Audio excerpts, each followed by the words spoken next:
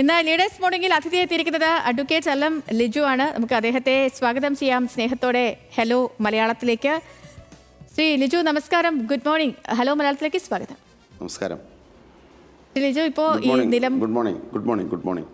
Okay, ഇപ്പോൾ നമ്മൾ ഈ സംസാരിച്ചുകൊണ്ടിരിക്കുന്ന അത്രമേൽ ദുഃഖകരമായ ഒരു അന്തരീക്ഷത്തിലാണ്. കാരണം ഒരിക്കലും നടക്കാൻ പാടില്ലാത്തൊരു സംഭവമാണ് ഇന്നലെ വഴിക്കടവിൽ ഉണ്ടായത്. ഒരു 15 വയസ്സുകാരൻ്റെ മരണം. ആ മരണത്തിന് പിന്നാലെ തന്നെ ആ ഒരു ദുരന്തം പിന്നീട് ഒരു രാഷ്ട്രീയ ചർച്ചകളിലേക്ക് വഴിമാറിയത്, അല്ലെങ്കിൽ വഴിമാറിക്കൊണ്ടിരിക്കുന്നത്. ആ ആരോപണ പ്രത്യാരോപണങ്ങൾ ഇപ്പോഴും തുടരുകയാണ്. ആദ്യം UDF ഇതിൽ സർക്കാരിനെതിരെ ആരോപണങ്ങൾ ഉന്നയിക്കുന്നു, KSEBിക്കും അതേപോലെ വനം വകുപ്പിനും ഒക്കെ എതിരെ ആരോപണങ്ങൾ ഉന്നയിക്കുന്നു. എന്നാൽ തിരികെ ഒരു രാഷ്ട്രീയ ഗൂഢാലോചനയാണ്. CPMന്റെ സംസ്ഥാന സെക്രട്ടറി ആവട്ടെ, വനം വകുപ്പ് മന്ത്രി ആവട്ടെ, ഈ K കൃഷ്ണൻകുട്ടി ആകട്ടെ, V ശിവൻകുട്ടി ആകട്ടെ, ബിനോയ് വിശ്വം അടക്കമുള്ളവർ എല്ലാം ഈ അതായത് അവിടുത്തെ നിലമ്പൂരിലെ സ്ഥാനാർത്ഥി ഒഴികെ മറ്റെല്ലാവരും ഈ ഒരു ഗൂഢാലോചന ആരോപിക്കുന്നുണ്ട്. അത്രമേൽ ദൗർഭാഗ്യകരമായൊരു സംഭവമാണ് വഴിക്കടവിൽ ഉണ്ടായത്. അതിലും ദൗർഭാഗ്യകരമാണ് ഇപ്പോഴത്തെ ഈ രാഷ്ട്രീയ ചർച്ചകൾ. ഈ വിഷയത്തിൽ അങ്ങയുടെ ഫസ്റ്റ് ടേക്ക് എന്താണ്?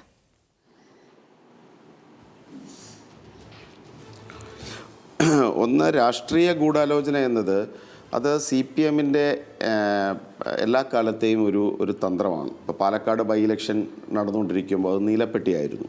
അപ്പോൾ അവർ ആ ഒരു കാഴ്ചപ്പാടിലാണ് ഇത്തരം പ്രശ്നങ്ങളെ കാണുന്നത് എന്നത് ദൗർഭാഗ്യകരമാണ്. കാരണം വഴിക്കടവിലുണ്ടായതൊരു ദുരന്തമാണ്. മലയോര മേഖല നേരിടുന്ന ഏറ്റവും സുപ്രധാനമായ പ്രശ്നങ്ങളിലൊന്നാണ് വന്യജീവി ആക്രമണവും അതോടൊപ്പം തന്നെ അതുമായി ബന്ധപ്പെട്ട് കിടക്കുന്ന അനുബന്ധ അപകടങ്ങളും. ഇപ്പോൾ കേരളത്തിൻ്റെ ഒരു കണക്കെടുത്താൽ ഇലക്ട്രിസിറ്റി ബോർഡിൻ്റെ തന്നെ കണക്കെടുത്ത് കഴിഞ്ഞാൽ 2022 7 ഇരട്ടിയാണ് മരണങ്ങൾ ഈ വൈദ്യുതി കെണി മൂലം ഉണ്ടാകുന്ന അപകടങ്ങൾ ഒക്കെ ഉണ്ടായിരിക്കുന്നത്. ഇപ്പോൾ 24 മരണങ്ങളാണ് സമീപകാലത്ത് റിപ്പോർട്ട് ചെയ്യപ്പെട്ടിരിക്കുന്നത്. 15 വയസ്സുള്ള അനന്തു ഇവിടെ യഥാർത്ഥത്തിൽ മരണമടയുമ്പോൾ അതിൻ്റെ സർക്കാരിൻ്റെ ഭാഗത്തുള്ള അനാസ്ഥ വളരെ ഗുരുതരമാണ്. ഈ ഒരു അപകടം ഉണ്ടായിരിക്കുന്നത് വനഭൂമിയിലാണ്.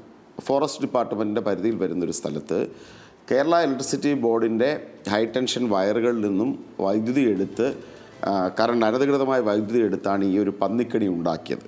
അപ്പോൾ 2 വകുപ്പുകൾ, സംസ്ഥാന സർക്കാരിൻ്റെ കീഴിലുള്ള വനം വകുപ്പിൻ്റെയും ഇലക്ട്രിസിറ്റി ബോർഡിൻ്റെയും കൃത്യമായ ഒരു കൃത്യവിലോപം നമുക്ക് ഈ ഒരു ദുരന്തത്തിൽ കാണാൻ സാധിക്കും. സ്വാഭാവികമാണല്ലോ, ഗവൺമെൻറ്റിനെതിരെ ജനങ്ങളും അവരുടെ കുടുംബവും പ്രതിഷേധിക്കുക എന്നത് സ്വാഭാവികമാണ്. അപ്പോൾ ആ ഒരു പ്രതിഷേധത്തെ ആ ഒരു സ്പിരിറ്റിലെടുത്ത് ഇത്തരം ദുരന്തങ്ങൾ ഒഴിവാക്കാനുള്ള നടപടികൾ സ്വീകരിക്കുകയും ഇവിടെ കൃത്യവിലോപം ഉണ്ടായവർക്കെതിരെ നടപടി സ്വീകരിക്കുകയും ചെയ്യുന്നതിന് പകരം രാഷ്ട്രീയ ഗൂഢാലോചന ആരോപിക്കുന്നത് തികച്ചും അപക്വമാണ്. ഈ ഒരു ഗൂഢാലോചനയാണ് യഥാർത്ഥ പ്രശ്നമെന്ന് പറഞ്ഞാൽ. നമ്മൾ കേരളത്തിലെ പ്രധാനപ്പെട്ട തിരഞ്ഞെടുപ്പുകൾ, പാലക്കാട്ട് ബൈ ഇലക്ഷൻ വന്നപ്പോൾ നീലപ്പെട്ടിയുടെ ഒരു ഗൂഢാലോചന ഇവർ കൊണ്ടുവന്നു. വടകരയിലെത്തിയപ്പോൾ കാഫർ സ്ക്രീൻഷോട്ടായിരുന്നു. അപ്പോൾ ഇതെല്ലാം CPMനെ സംബന്ധിച്ച് രാഷ്ട്രീയ ധാർമ്മികത എന്നത് തിരഞ്ഞെടുപ്പ് പ്രവർത്തനങ്ങളിൽ നിന്ന് അപ്രത്യക്ഷമായിട്ട് നാളുകളെ രാഷ്ട്രീയ ആരോപണ പ്രത്യാരോപണങ്ങൾക്കപ്പുറം ഒരു 15 വയസ്സുകാരനായ ഒരു കുട്ടിയാണ് ഇവിടെ മരണപ്പെട്ടത്. അതായത് ഒരുപാട് ആഗ്രഹങ്ങളും ഒക്കെ ഉണ്ടായിരുന്ന ഒരു കുടുംബത്തിൻ്റെ പ്രതീക്ഷയായിരുന്ന ഒരു 15 വയസ്സുകാരനാണ് മരണപ്പെട്ടത്. ഈ ഒരു സംഭവം ഉണ്ടായി ഈ കുറച്ച് കഴിഞ്ഞപ്പോൾ തന്നെ, അതായത് കുറച്ച് മണിക്കൂറുകൾ, എനിക്കൊന്നും ഫസ്റ്റ് ഒരു മണിക്കൂർ കഴിഞ്ഞപ്പോൾ തന്നെ പ്രതിഷേധമൊക്കെ ആരംഭിച്ചിരുന്നു. അതിനുശേഷം വരുന്ന ആര്യാടൻ ചൗക്കത്തിൻ്റെ ഫസ്റ്റ് സ്റ്റേറ്റ്മെൻറ്റ് തന്നെ ഇതൊരു സർക്കാർ സ്പോൺസർഡ് ക്രൈം എന്നാണ് വരുന്നത്. ഇതിപ്പോൾ ഒരു വനം വകുപ്പിൻ്റെ ഭൂമിയിലാണ് ഈ ഒരു സംഭവം ഉണ്ടായതെങ്കിലും വനം വകുപ്പ് സ്ഥാപിച്ച ഫെൻസിംഗ് അല്ല, അവിടെ KSEBയുടെ അറിവോടുകൂടിയല്ല അവിടെ ആ ഒരു ക്രൈം നടന്നിരിക്കുന്നത്, ഒരു കർഷകൻ സ്ഥാപിച്ച ഫെൻസിംഗ് അല്ല. അപ്പോൾ അങ്ങനത്തെ കുറേ പ്രശ്നങ്ങൾ നിൽക്കുമ്പോൾ ഇതൊരു നായാട്ട് സംഘത്തിൻ്റെയാണ്. ഒരാൾ ഇല്ലീഗലായി നടത്തുന്ന അയാളൊരു സ്ഥിരം കുറ്റവാളിയാണെന്ന് പറയുന്നു. അപ്പോൾ അങ്ങനെ വരുമ്പോൾ ഈ ഒരു വിഷയത്തെ UDF രാഷ്ട്രീയ ആയുധമാക്കി തീർക്കുന്നു എന്നാണ് ഭരണപക്ഷത്തിൻ്റെ ആരോപണം. ഇവിടെ കൃത്യവിലോപമുണ്ടല്ലോ. വനം വകുപ്പ് ഭൂമിയിൽ അനധികൃതമായ ഒരു നായാട്ട് സംഘത്തിന് എങ്ങനെയാണ് പന്നിക്കണി സ്ഥാപിക്കാൻ സാധിക്കുന്നത്? എങ്ങനെയാണ് സംസ്ഥാന ഇലക്ട്രിസിറ്റി ബോർഡിൻ്റെ നിയന്ത്രണത്തിലുള്ള വൈദ്യുതി വയറുകളിൽ നിന്നും അനധികൃതമായി അവർക്ക് വൈദ്യുതി എടുക്കാൻ സാധിക്കുന്നത്?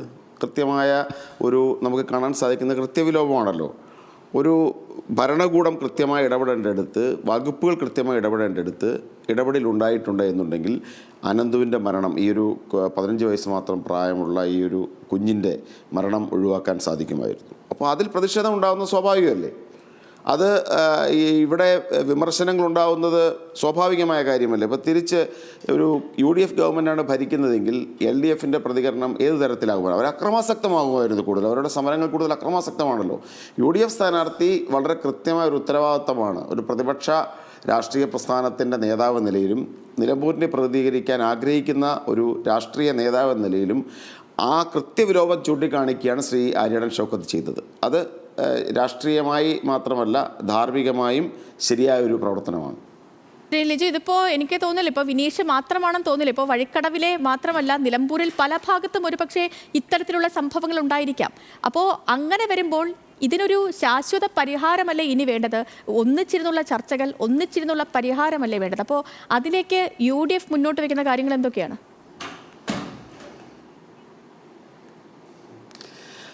ഞാൻ പറഞ്ഞത് ഒന്ന്, നടപടികൾ ഉണ്ടാകേണ്ടത് എപ്പോഴും സർക്കാരിൻ്റെ ഭാഗത്തു നിന്നാണ്.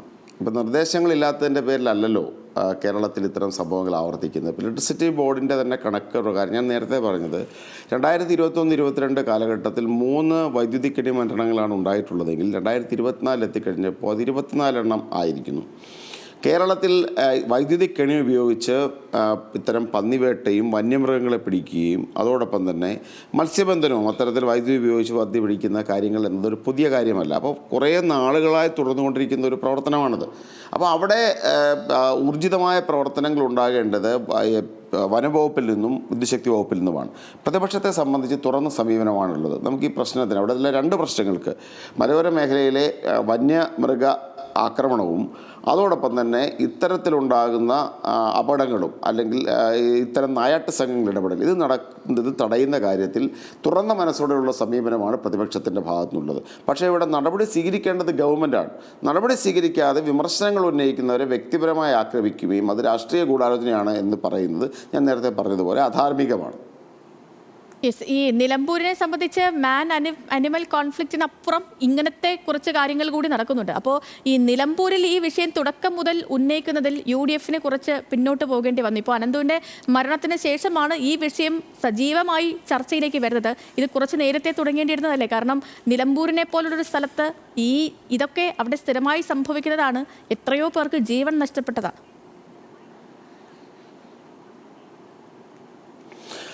UDF ആണ് യഥാർത്ഥത്തിൽ ഈ മലയോര മേഖലയിലെ പ്രശ്നങ്ങളും അതോടൊപ്പം തന്നെ അനിമൽ കോൺഫ്ലിക്റ്റും ഉയർത്തിക്കൊണ്ട് ഏറ്റവും ശക്തമായ ജനകീയ ക്യാമ്പയിൻ നടത്തിക്കൊണ്ടിരിക്കുന്ന UDF ആണ്.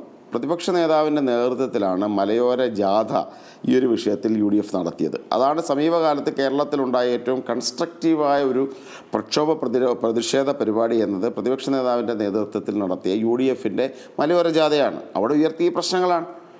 1000-നടുത്ത് മരണങ്ങൾ വന്യജീവികളും മനുഷ്യരും തമ്മിലുള്ള ഇത്തരം കോൺഫ്ലിക്റ്റിൻ്റെ ഭാഗമായിട്ടുണ്ടായിട്ടുള്ള 1000-ഓളം മരണങ്ങൾ, അതുമായി ബന്ധപ്പെട്ടുണ്ടായ നഷ്ടപരിഹാര തുകയിലെ വിതരണത്തിലെ പ്രശ്നങ്ങൾ, പ്രതിരോധത്തിനാവശ്യമായ ഫെൻസിംഗ് ഉൾപ്പെടെയുള്ള നടപടികൾ സ്വീകരിക്കാതിരുന്നത്, ഇതുമായി ബന്ധപ്പെട്ട ഫണ്ടുകൾ സർക്കാർ ഉപയോഗിക്കാത്തത്, ഇത് തടയുന്നതിനാവശ്യമായ പരിഹാര നിർദ്ദേശങ്ങൾ, ഇതെല്ലാം ഉയർത്തിക്കൊണ്ടാണ് UDF മുന്നോട്ട് പോയത്. പിന്നെ ഏത് പശ്ചാത്തലത്തിലാണ് ഇത് അനിമൽ കോൺഫ്ലിക്റ്റിൽ UDF നിലപാട് സ്വീകരിച്ചില്ല എന്ന് പറഞ്ഞത്? ഇങ്ങനൊരു ചോദ്യം തന്നെ അപ്രസക്തമാണെന്നാണ് ഏറ്റവും ശക്തമായ വിഷയം പറഞ്ഞൊരു കാര്യം. 2 ആഴ്ച മുൻപ് ഈ ഭാഗത്ത് ഇത്തരത്തിലൊരു മരണം ഉണ്ടായിട്ട് അന്ന് പ്രതിഷേധിക്കാനോ അന്ന് ഉപരോധിക്കാനോ ഒന്നും UDFനെ കണ്ടില്ല, കോൺഗ്രസ് നേതാക്കളെ കണ്ടില്ല എന്നാണ് അദ്ദേഹത്തിന്റെ ആരോപണം.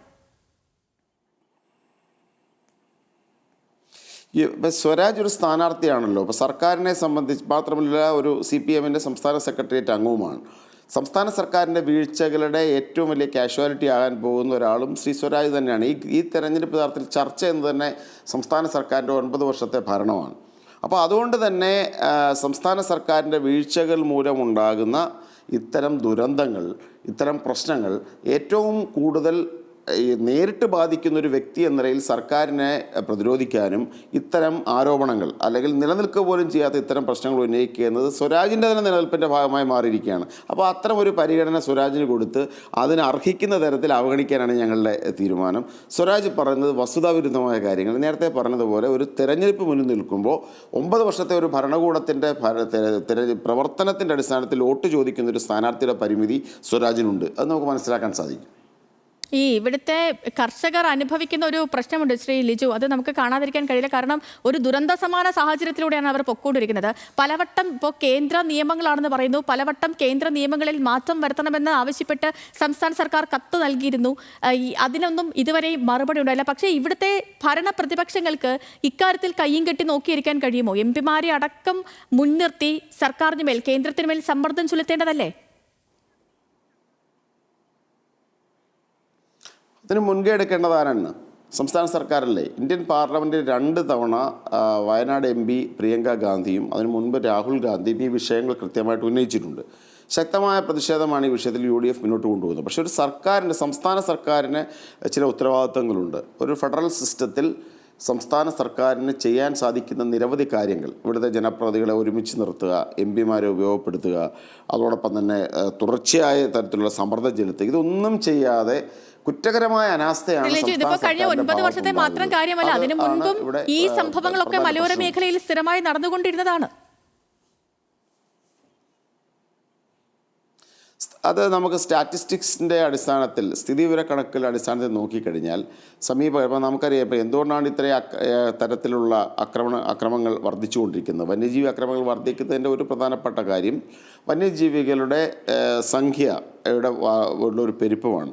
കൂടാതെ മറ്റ് നിരവധി ഘടകങ്ങൾ, പാരിസ്ഥിതിക ഘടകങ്ങളും ഇതിന് പിന്നിൽ പ്രവർത്തിക്കുന്നുണ്ട്. അപ്പോൾ 9 വർഷക്കാലമായി തുടർച്ചയായി ഭരിച്ചുകൊണ്ടിരിക്കുന്ന ഒരു സർക്കാരിന് അതിന് ഉത്തരവാദിത്തമല്ല. അതിന് മുമ്പും ഉണ്ടായിരുന്നു എന്ന് പറയുന്നത്, ഇങ്ങനെ മുമ്പും ഉണ്ടായിരുന്നു എന്ന രീതിയിൽ അതിനെ ലാഘവൽക്കരിക്കുന്നതിൻ്റെ തെറ്റ്. 9 വർഷക്കാലമായി തുടർച്ചയായി ഭരിച്ചുകൊണ്ടിരിക്കുന്ന ഒരു സർക്കാരിന് ഈ പ്രശ്നത്തിന് പരിഹാരമുണ്ടാക്കാൻ ഒന്നും സാധിക്കുന്നില്ല എന്ന് പറഞ്ഞാൽ അത് അവരെ സംബന്ധിച്ച് അവരുടെ കഴിവില്ലായ്മ, ഈ വിഷയത്തിൽ വെച്ച് പുലർത്തുന്ന കുറ്റകരമായ നിസ്സംഗത, അതാണ് നമുക്ക് മനസ്സിലാക്കാൻ സാധിക്കുന്നത്. യെസ്, നിലപാട് വ്യക്തമാണ്. വളരെയധികം നന്ദി ശ്രീ M. ലിജു, നമുക്കിപ്പം ചേർന്നാൽ അങ്ങേക്ക് നല്ലൊരു ദിവസം കൂടി ആശംസിക്കാം.